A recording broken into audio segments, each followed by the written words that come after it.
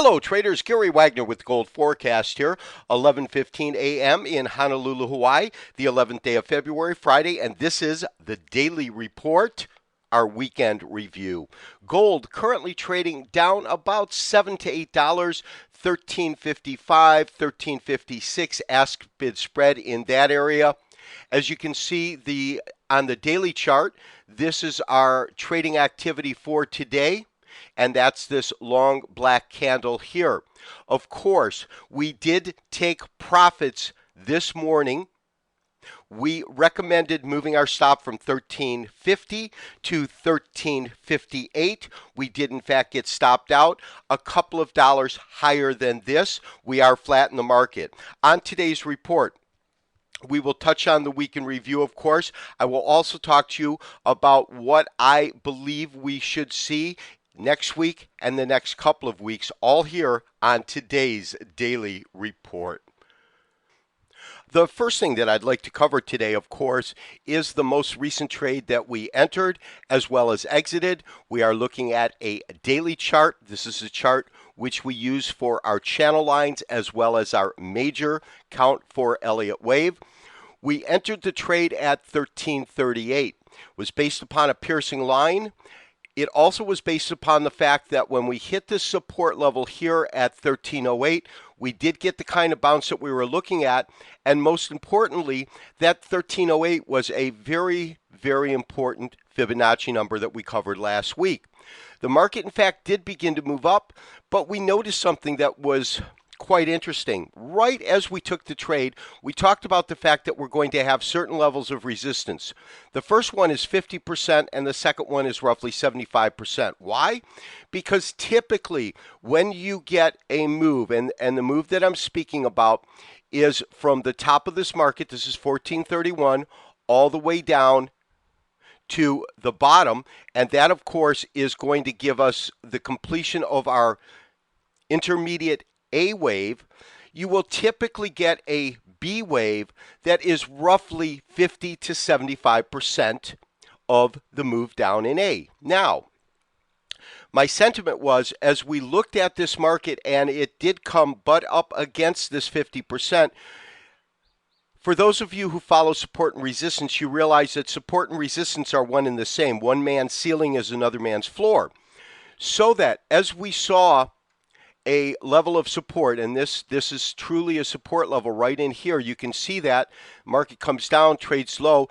As it got up here, we saw that for 1, 2, 3, 4 days this week, it could not break through that. It attempted a couple of times. It got as high as about 68, but it came right up against that. For that reason, we began to aggressively tighten our stops. Our first stop was well below where we bought it at. We then moved our stop to 1350. This was earlier this week. And then as recently as yesterday, we tightened our stop up to 1358. Reason being was that my belief is that if the market cannot sustain a rally over this critical area, it's very, very possible that what we'll witness, and this is still within the bullish wave, is that in our minor count, we are at 1. We will probably have a short retracement in here. That will put us on 2. Then 3, we should probably breach that line, 4 and 5.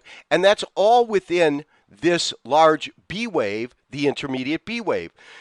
So that what I am looking at right now is a possibility for this market to come down a little bit. We'll look to re-enter from the long side, and we will also look to ride this intermediate third wave up. So with in mind that we have gone flat on the market and that we are probably looking to re-enter the market from the long side sometime next week, what target areas, where are we looking for this market to go? What seems to be a logical place for us to seek an entry level? Of course, we will use multiple filters as we always do, but one of the things that I think is going to be very important and is something that should shed some light for us is going to be a Fibonacci retracement. As you can see, I have simply used our Fibonacci retracement tool and drawn that from this bottom. This is a 60-minute chart. It's a Henkin, but it doesn't really matter what kind of chart for the Fibonacci, to this top up at 68. So that what I have is now a series of retracement levels that are logical levels for the market to go. Now, the first one's going to be 23, and that's going to be 1353.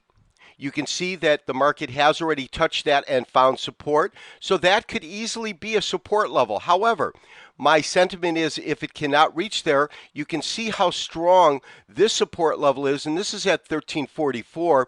And the reason that I use a 60-minute is it's much clearer in terms of showing us levels of support, levels of resistance, and how they really work together.